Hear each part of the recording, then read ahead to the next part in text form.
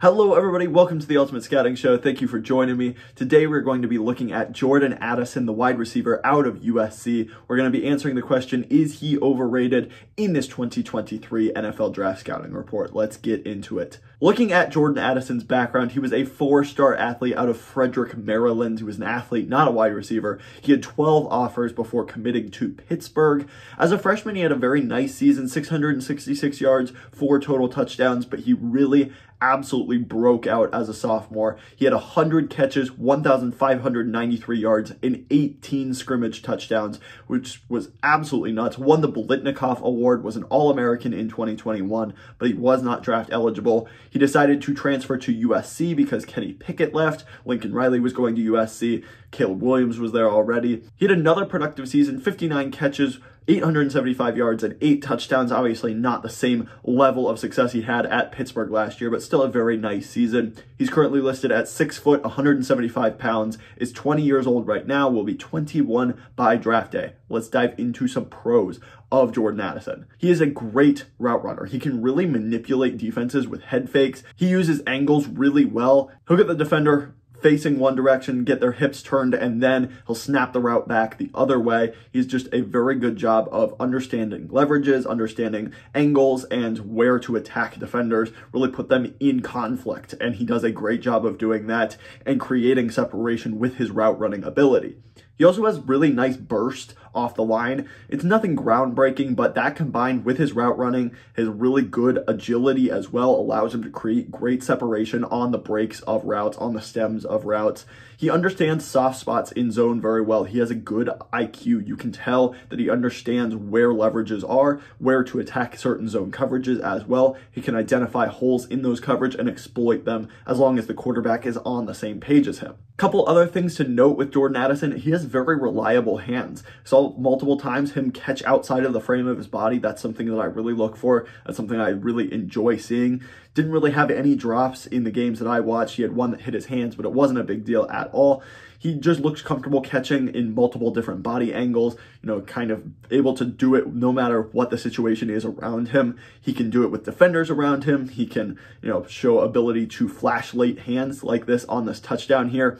Because he doesn't show his hands until very late in the play, the defender doesn't know that the ball is coming and it ends up being a touchdown. That's a great play by Jordan Addison there. And then he also has a very developed route tree, which is something I love to see in a college wide receiver. You see him run ins, outs, posts, corners, streaks, screens, digs, curls, pretty much everything that you're going to be seeing in an NFL playbook. He at least has some experience running at both Pittsburgh and USC, so that's great to see. Definitely has kind of a unique profile to him there, where he's a really good route runner, really good at catching the ball, and really good at creating separation. So there's a lot going for him that makes him a really exciting player, but there are a few cons that make me really hesitant about him and make me wonder if he's a little bit overrated in this draft cycle. The first thing that I immediately noticed was at Pittsburgh, he played in the slot the majority of the time. That's really where he put up all of his productions. That's the year he won the Blitnikoff Award.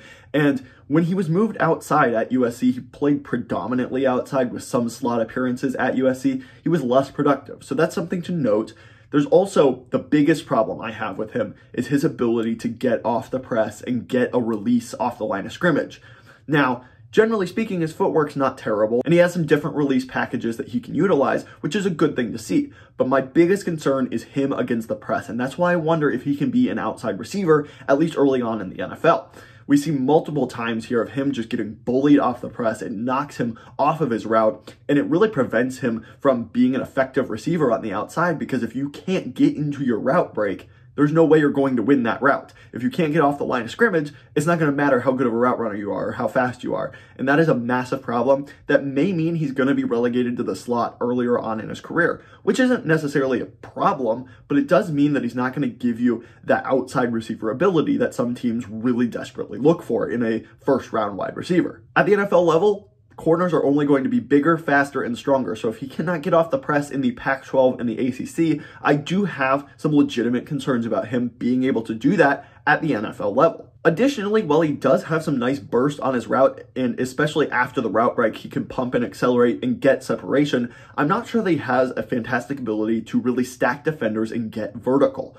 Now, this is something that's really important for deep ball threats and ball winners downfield. I'm not sure he has the straight line speed and ability to stack defenders and really get vertical on 9 balls, which means he can be effective on corners, posts, digs, things that have route breaks, but on just a straight line 9 ball, I'm not sure he's the most effective because he really can't stack defenders like that. He also didn't have much experience in contested catch situations. Not all his fault, they didn't really throw them the ball there, but it's very unproven and he doesn't really have the frame to do that. He's just 175 pounds, which is a very light wide receiver.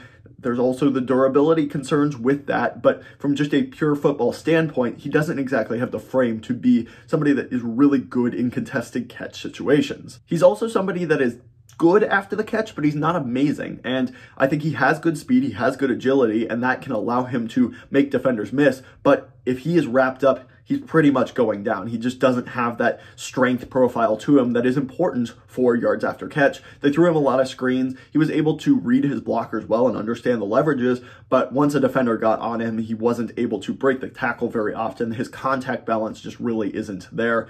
And then he is a willing blocker, but because his frame is pretty small, he's just not very effective at it either, which means that some teams that really want their wide receivers to block may be turned off by that a little bit in this NFL draft. Getting to the final verdict, he is a very productive college receiver. He has some really nice things that you look for, including hands, route running, ability to separate, understanding leverages, and being a very smart, heady player. But there are some significant concerns that really kind of make me pause about him in the first round of this NFL draft, and that is predominantly his ability to get off the press, his ability to stack defenders vertically, and his frame, which prevents him from really being a true contested catch weapon, a blocking weapon, and a yards after catch weapon. So there's certainly some things to like about Jordan Addison, but I would say I do think he is overrated in this draft process. I have him at an 82.69 on my grading scale. That is an early to mid second round pick. I think he is valuable. I think he's certainly going to have a role in the NFL, but I would hesitate to take him in the first round of this NFL draft because I'm not sure he has the ability to play outside receiver early on in his career.